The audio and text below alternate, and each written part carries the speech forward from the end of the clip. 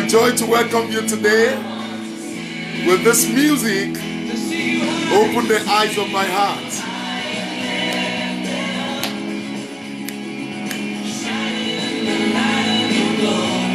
Pour out as we sing, holy, holy, holy. Open the eyes of my heart, open the eyes of my heart. I want to see you. I want to see you. Sing this song along with me, prayerfully from the depth of your heart. Open the eyes of my heart, O Lord. I want to see you. I want to see you. To see you high and lifted up, shining in the light of your glory. Pour out your power and love as we sing, holy, holy, holy. As we sing, the lifted up, shining in the light of your glory. Pour out your power and love as we sing, holy, holy, holy. High and lifted up. Until we see him as he is, we cannot serve him as we ought. A clear revelation of who he is will make our service to him and our living for him to be acceptable. So let's pray that the Lord will open our eyes, that we will see him as he is, that our lives will reflect the reality of who he is. Praise the name of the Lord. You are most welcome this evening onto another time of sharing together the truth of the word of the Lord. And I trust that the Lord is going to bless us today, revive us today, transform us today, inform us today, and do something supernatural that is life-changing in our lives in the name of Jesus Christ. Father, we thank you for such a great privilege to share together in your word, even at this hour. We ask, Lord, that you be glorified, even as your word goes forth with power and produce supernatural effect in the name of the Lord Jesus. Thank you, Lord, because you will feed your sheep, you will tend your flocks, and you will transform our lives, and your name will be glorified. Thank you, Father. In Jesus' name we pray. Praise the name of the Lord. Thank you once again for joining me today on this Word Room broadcast, wherein we share together the truth of the Word of God as touching our walk with him. And we began a series on Monday on the topic, the new life in Christ Jesus, living and maximizing the new life that we have in Christ Jesus. The reason why we have to teach about how to live and maximize this new life that we have in Christ is so that no one will be in doubt about this new life that they have. No one will be in doubt about the transforming power of this new life. And so that everyone will be able to live and maximize this new life to the glory of the living God. And when we started, we were able to see who this new man that is living this new life, who he is. We're able to see that this new life is a life of redemption, is a life of regeneration, and is a life of transformation. And that's the initial basis of living this new life. Everyone came into this new life by redemption. And at the point of redemption, a regeneration also occurred. A regeneration happened. A new heart, a new mind, a new spirit was given to this new man in Christ. And you see, to enjoy and to maximize this new life, this new man needs to grow. He needs to be transformed from one level of glory unto another. He's like a newborn babe that needed to grow by taking the milk of the mother. And the milk of this new life by which we get transformed is the word of God. No wonder scripture says, as newborn babes, we must desire the sincere milk of the word of God that we may grow thereby. So we grow from being a milk believer to becoming a meat believer. And when we become a meat believer, we get transformed. Our lives change. And when our lives change and we get transformed, there are three things that becomes evident again in which we have to now grow. And those are what I call the 3 C's. The 3 C's. And that's what we're going to be looking at in today's teaching. What are these 3 C's? The consciousness of this new life. Number 2, the character of this new life. And number 3, the conduct of this new life. Praise the name of Jesus. And you see, these 3 things are what God is seeking to grow and develop in this new man that have received a new life as soon as we come into redemption.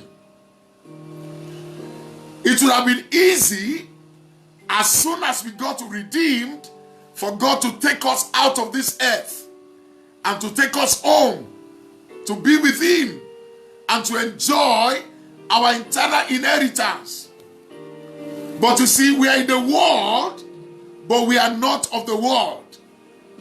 God expects us to live as his ambassador, representing his interests and his purpose on the earth. And it takes these 3 C's for us to be able to maximally represent him and fulfill his purposes. So number 1, consciousness. What does it mean? It means that which our soul knows as soon as we get born again, as soon as we get redeemed, we came into a new consciousness. We are now sure of, and we are resting confidently in what has happened to us. Consciousness is the concrete assurance of your salvation. The concrete assurance that you are a new person, that you are a new creation. The conscious knowing and assurance that your sins are not only forgiven, but they are totally remitted.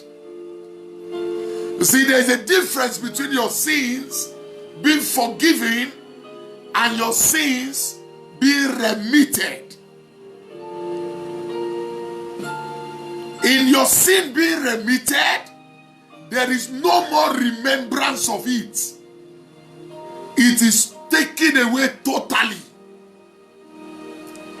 And And there is a conscious assurance of the abiding presence of God, not only with you, not only upon you, within you. And that is the strength of the redeemed of the Lord. The greatest strength of the believer is in the consciousness that Christ is in him. Is the consciousness that he is. The consciousness that you are no longer two-natured. You are no longer in Adam and at the same time in Christ. No. You are in Christ. You are saved. You are sanctified. And you are blessed. That is the greatest assurance and consciousness of the believer. The consciousness that you are totally saved, you are totally washed, you are totally sanctified, and you are completely redeemed. Hallelujah. Glory to God forever. That is the greatest assurance and consciousness that every believer has in Christ Jesus. And in Hebrews chapter 10, verse 19 to 23, very long read. The Bible makes it very clear in those passages of scripture that for the New Testament believer that is redeemed in Christ, something different happened to him than those who believed in the Old Testament.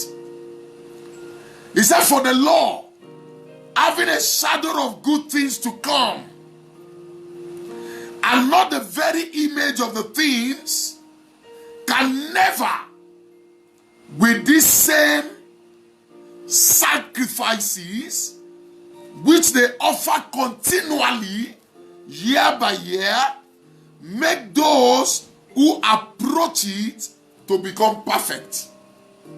That's the difference. In the Old Testament, there is no perfection. There is no completeness. There is no true assurance and consciousness that their sins have been remitted. And that's why they come back again and again, year after year, to come and make a sacrifice. Because of my time, let me just read to us a particular verse from that Hebrews chapter 10. Glory to God. Let me read a verse. Hebrews 10. Let me read from verse 8. It said, previously, saying, sacrifices and offerings, burnt offerings and offerings for sin, you did not desire, nor had pleasure in them, which are offered according to. Then he said, behold, I have come to do your will, O God. He takes away the first, that he may establish the second. By that will we have been sanctified through the offering of the body of Jesus Christ once and for all. So you see, the redeemed in Christ is so assured that the pardon for his sin, the forgiveness for his sin, and the remission of his sin has been done once and for all.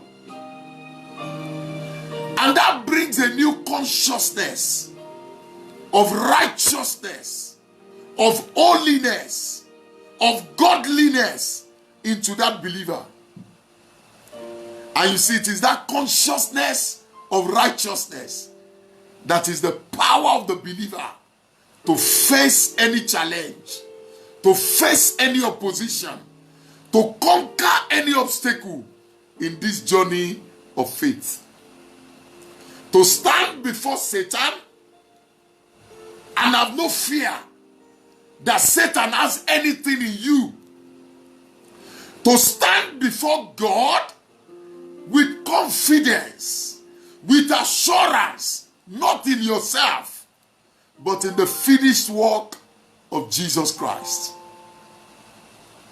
So Colossians chapter 3, reading from verse 1 to 7, now tells us the new consciousness that this believer in Christ has. This new consciousness that is the strength of this believer to face life. He said, if then you were risen with Christ, seek those things which are above, where Christ is, sitting at the right hand of God. Set your minds on things above and not on things on the earth. For you are dead, and your life is hidden with Christ in God. And when Christ, who is now our life, appears, then you also will appear with him in glory. Hallelujah. Blessed be the name of the Lord. Now let me read to you verse number 7 of that same scripture, Colossians chapter 3. He said, in which you yourselves once walked when you lived in them. So he's talking about the believer's consciousness, understanding that I am no longer who I used to be. I am no longer walking the way I used to walk. Hey, you see, for us to understand this better, maybe I should read verse 5. He said, therefore, put to death your members which are on the earth: fornication, uncleanness, passion, evil desire, covetousness, which is idolatry.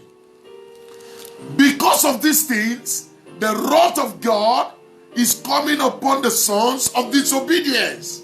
Then verse 7, in which you yourselves once walked when you lived in them.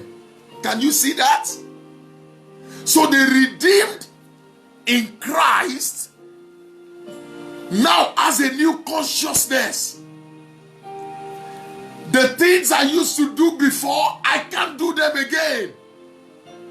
The way I used to walk before, I can't walk in them again. It has become a past tense. Glory to God forever.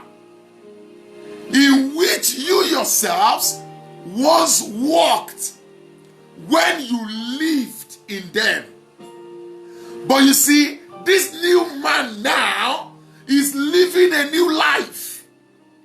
Hey, he has no longer a passion for those old things in which he lived, because his mind has now changed.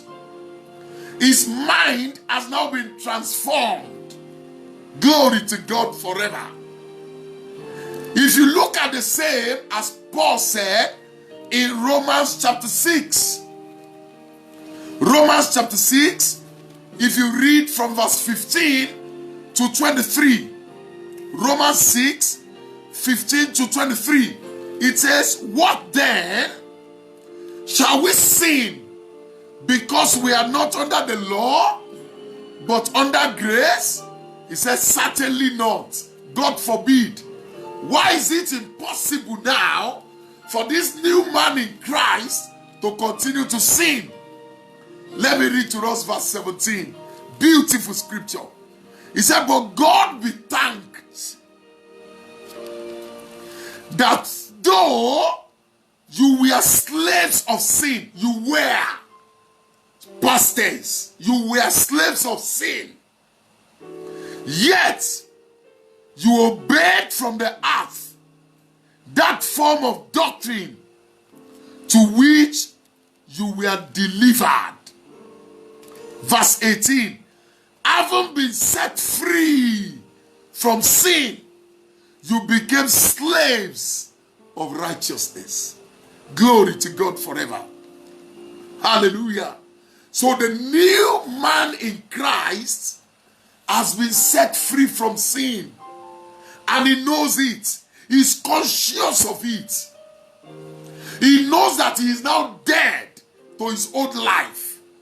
He knows that he can no longer continue to walk in the unrighteousness of the past, in the ungodliness of the past, in the fornication of the past, in the covetousness of the past. Those are his past life. And he is now dead to such a life. And Philippians chapter 3, verse 18 and 19 now tells us this. Very beautiful. Philippians 3, 18 and 19. Wow. Let me read from verse 17. It says, brethren, join in following my example. May God raise such men, such exemplary men in our churches and in our generation again.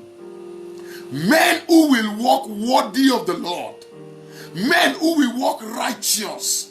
Men who will walk faithful. Men who will walk through to their calling in Christ. He said, brethren, join in following my example, and not those who so walk as you have us for a pattern. Wow. So Paul is saying, I'm not the only one walking this way.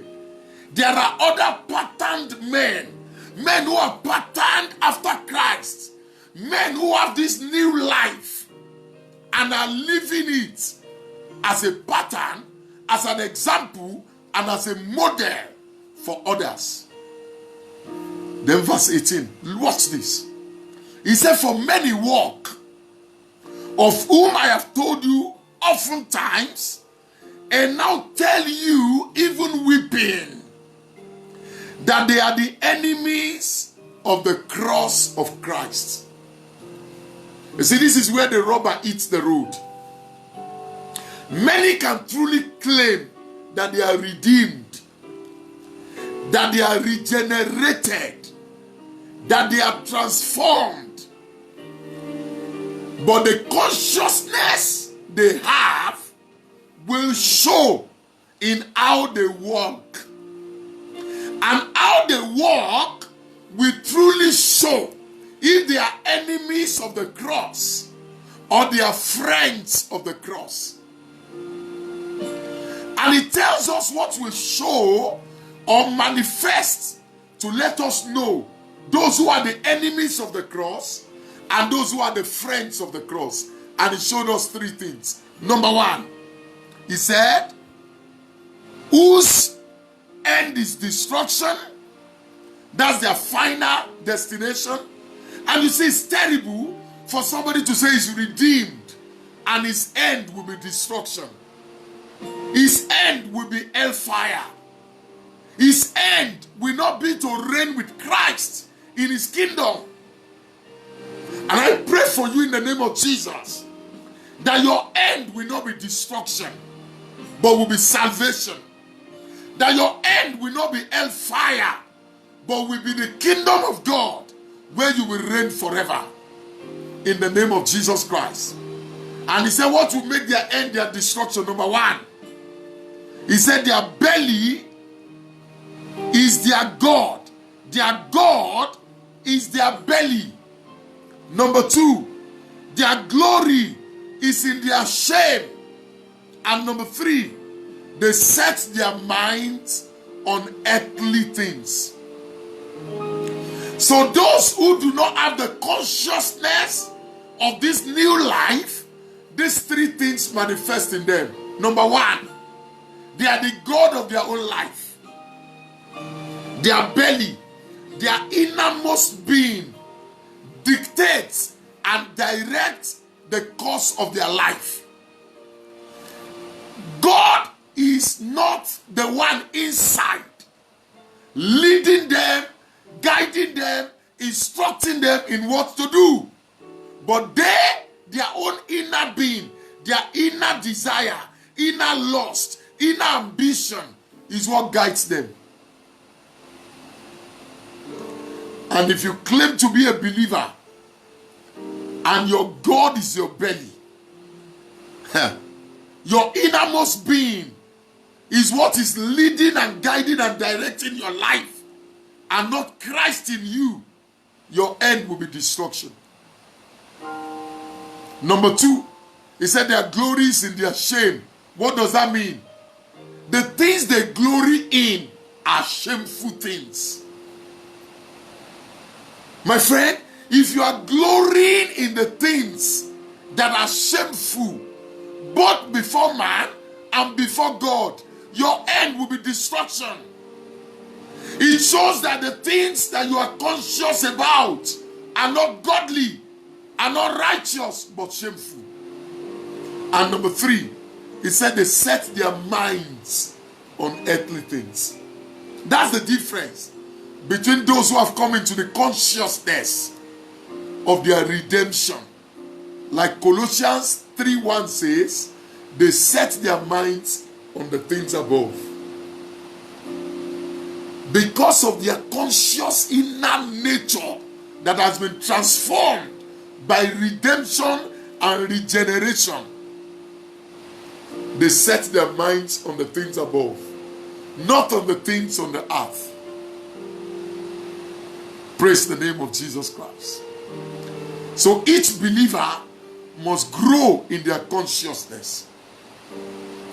And the way to grow your consciousness is to deliberately set your minds on the things above continually. Always ask yourself, what does Jesus want in this situation?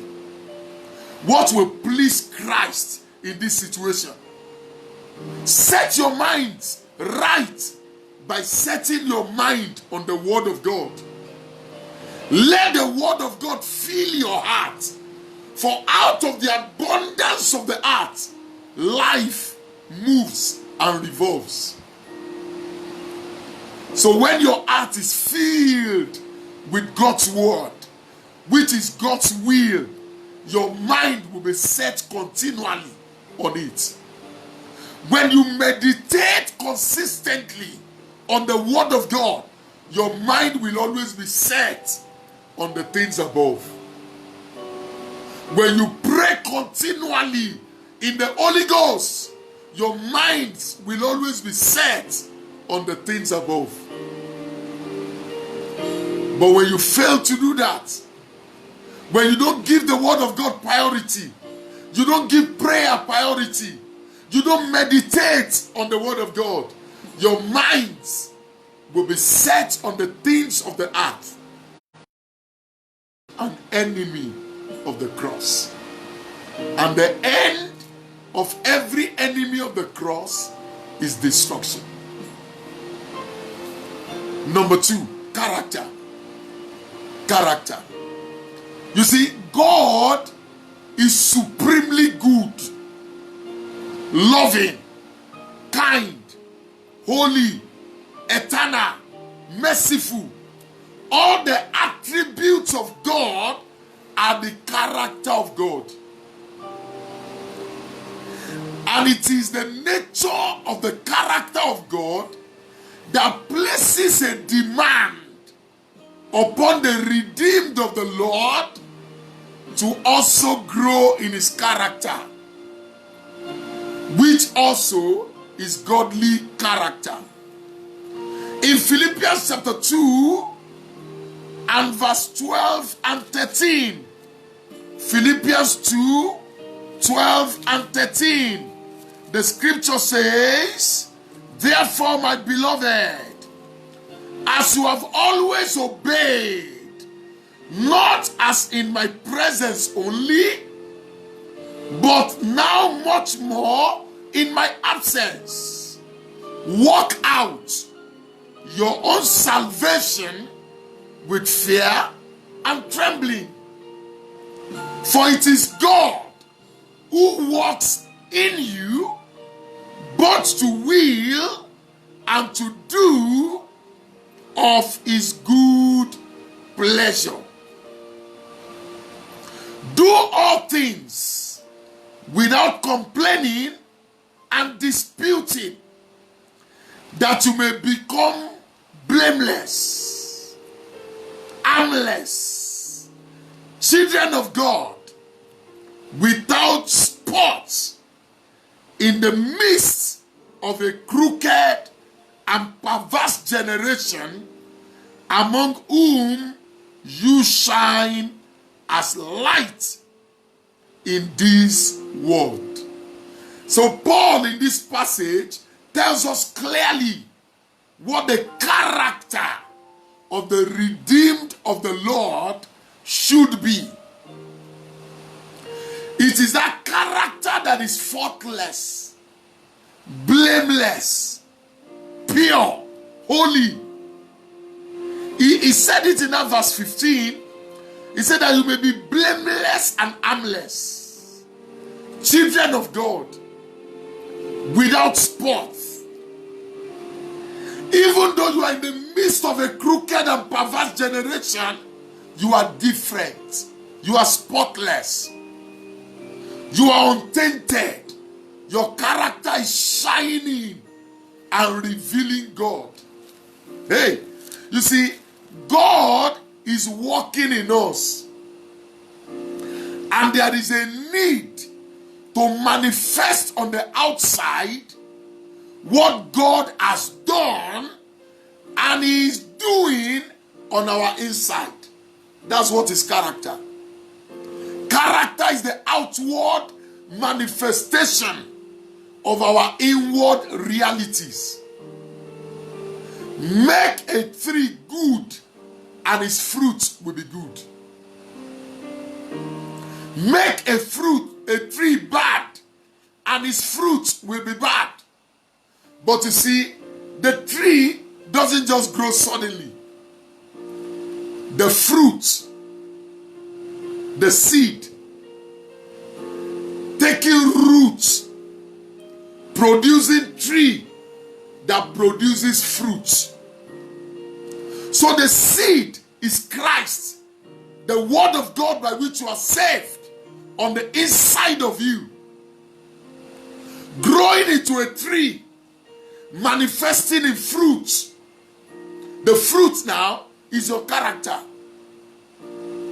And Jesus said in Matthew chapter 7 and verse 20, "Therefore, by their fruits we shall know them." By their fruits we shall know them. What kind of fruit are you producing as a believer? You see, in Acts of the Apostles chapter 11 verse 26, which was the first place the disciples of Christ, the followers of Christ, were first called Christians. Christians. That's the first place the believers, the disciples of Christ, were first called Christians. There were fruits they saw in their lives that was not contradictory to the message of Christ they were preaching, to the Christ they have known that walked for 3.5 years amongst them. So when they saw them, they said, these people are just like Christ. They talk like Christ. They act like Christ. Their life represented and depicted Christ. And so they call them Christians, because the fruit of their life depicted Christ. Hallelujah. Glory to God forever. You see, at redemption, Christ was not only our Savior, he was also our model. He saved us and he showed us how to live the saved life by how he lived his own life. Christ showed us the example. Clearly, he showed us the example. In 1 John chapter 2 verse 6. 1 John chapter 2 verse 6. He said, he who says he abides in him ought himself also to walk just as he walked. Just as he walked. That's what the godly character is. And we must grow in it. The fruit of our character is our conduct. That takes us to the third. The fruit of our character is our conduct. So you see, your consciousness will determine your character. Your character will determine your conduct. Who you are, your character, your nature will be shown by what you do. And that takes us to the third point that we must grow in, which is the conduct of the believer. You see, the conduct of the believer are twofold. Check through the scripture. They are twofold. The practice of the believer and the proclamation of the believer. Unfortunately, there is a dichotomy. There is a contradiction in the lives of believers. What they proclaim is different from what they practice. Believers proclaim love, but they don't love. Believers proclaim holiness, righteousness, purity, but they don't live according to what they proclaim. There is a conflict between their practice and their proclamation. In Luke chapter 24 and verse 19, these two disciples of Christ were on their way going to Emmaus.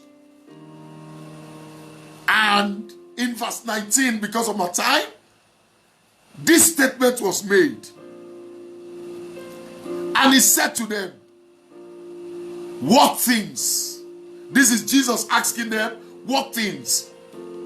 So they said to him, the things concerning Jesus of Nazareth, who was a prophet.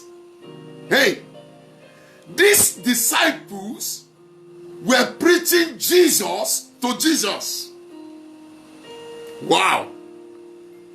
They were revealing Jesus to himself. This is Jesus standing before them, walking with them on the road, and questioning them about the things they are talking about.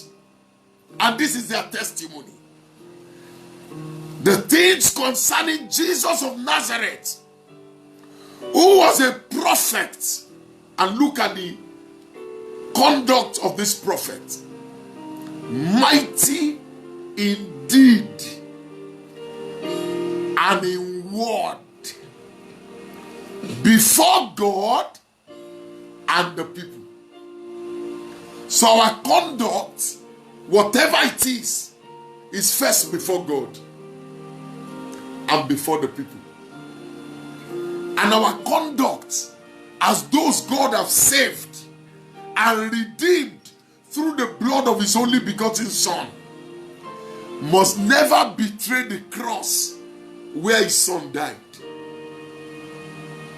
Our conduct is before God and before the people. And our conduct must represent Christ and must represent him perfectly, if we will not be termed the enemy of the cross. In Acts of the Apostles, chapter 1, verse 1, Luke, the doctor, was writing, and these were his words in verse 1 of the book of Acts. The former treatise have I made unto you, O Theophilus, of all that Jesus began both to do and to teach, to do and to proclaim, to practice and to proclaim. He was not proclaiming it and not practicing it. He was not practicing it and not proclaiming it. Both were being done simultaneously, of the things that Jesus both began to do and to teach. That's the conduct of the redeemed of the Lord. Doing good, doing righteousness, and proclaiming the same. In 1 Peter chapter 2, I read verse 21 to 23. 1 Peter chapter 2, and I read verse 21 to 23. 1 Peter chapter 2, verse 21 to 23. He said, for to these you were called, because Christ also suffered for us, leaving us an example that we should follow in his steps, who committed no sin. His character, his conduct were not sinful. He committed no sin, nor was deceit found in his mouth. Are you a deceitful believer? You are betraying the cross. Are you living in sin and you are claiming grace? You are betraying the cross. The conduct of Christ were pure, were holy. He was not sinful. He that committed sin is of the devil. He that is born of God will not continue to commit sin, because the seed of sin has died inside him. He has been born, regenerated by a new seed, who committed no sin, nor was deceit found in his mouth, who, when he was reviled, did not revile in return. No retaliation, no vengeance. His conduct was not vengeful. His conduct was not retaliatory. Hey, when he suffered, he did not threaten. He rather committed himself to him who judges righteously. Hallelujah. Who himself bore our sins in his own body on the tree. Are you bearing the believer's body? You cannot claim that you know the Lord and you are not bearing the burden of others. You are not bearing the burden of the church. Rather, you are a burden to the body. The conduct of this redeemed man, this new man in Christ that has this new life, his conduct is different. And you see, a man's conduct in scripture is termed his walk. W-A-L-K. His walk. How he walks. And you see, how we walk is what gives strength to our walk. How we walk. W-A-L-K is what gives validity and strength to our work. W-O-R-K. And you see, we have been saved unto good works. Ephesians 2:10. We have been saved unto good works. God has prepared us for good works, that we are to walk in them. Hey, we have been saved unto good works, but we are to walk in them. And there is a need for our walk to be that which represents Christ. There are people in scripture, in 2 Corinthians 4:2, the Bible says their walk is crafty. They are walking in craftiness. In 2 Peter 3:3, there are those, they said, are walking in their own lusts. They are walking in lust. In John 12:35, there are those who we are told are walking in darkness. Their walk is a walk of darkness. But you see, for those who have been redeemed truly, who have this new life, 1 John 1:7, they are walking in the light. Their walk is a walk of light. They are walking in the light. And they are walking as children of light. Ephesians 5:8. They are walking as children of light, not as children of darkness. They are walking circumspectly, not as fools, but as wise, redeeming the time. They are walking honestly. Romans 13:13. They are walking in love. Ephesians 5:2. They are walking in faith. 2 Corinthians 5:7. The just shall walk by his own faith. Glory to God forever. Romans 6:4. They are walking in newness of life. Colossians 1:10. They are walking worthy of the Lord. Galatians 5:16. They are walking in the Spirit. So they are not fulfilling the lusts of the flesh. Hallelujah. Ephesians 4:1. They are walking worthy according to their callings. The calling to which God has called them. They are walking worthy unto it. Beloved, if your consciousness of what Christ has made you is wrong, your character will be wrong. Your conduct will be wrong.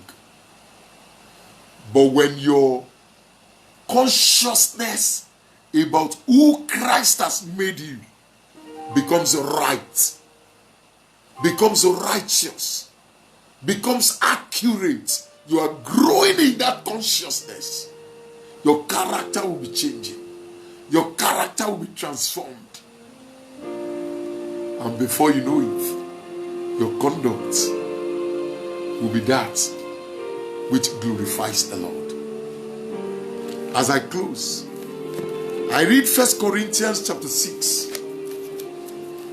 Beautiful scripture. 1 Corinthians chapter 6.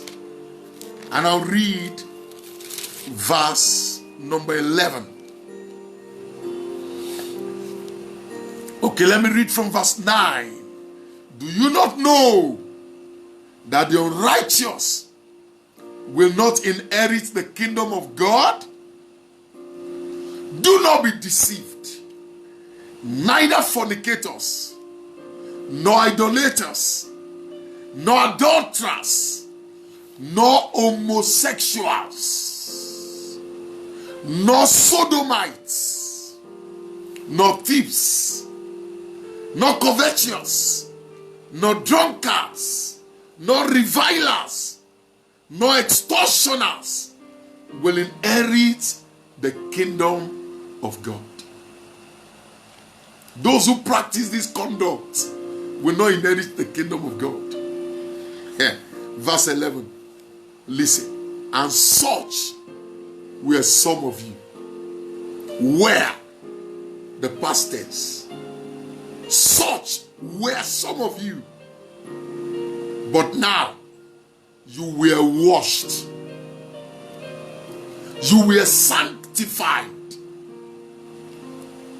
You were justified in the name of the Lord Jesus and by the Spirit of our God.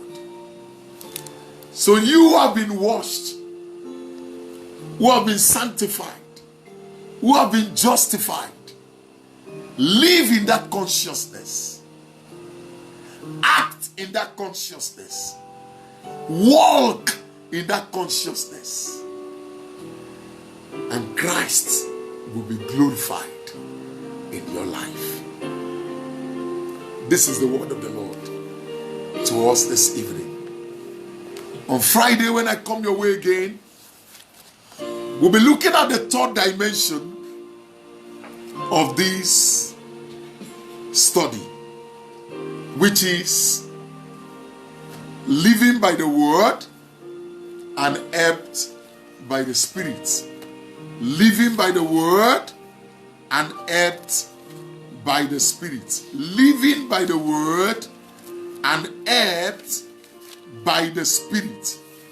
And my prayer is that God's grace will be available for us to walk in this consciousness and in this truth.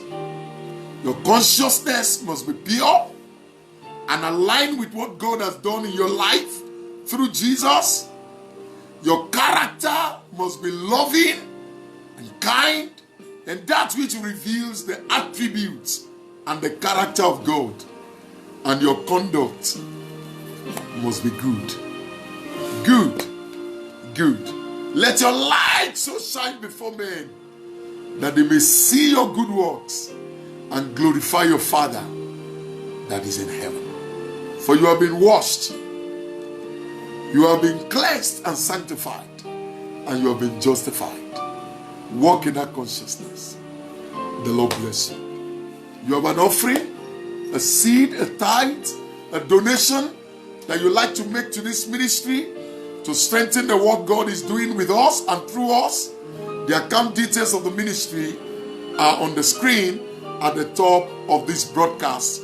Please go there and make your donation and give your seed, and the Lord bless you, increase you and multiply you in the name of Jesus Christ. Remember, your conduct is to practice and to proclaim that which God has done and is doing inside of you. God bless you. I love you.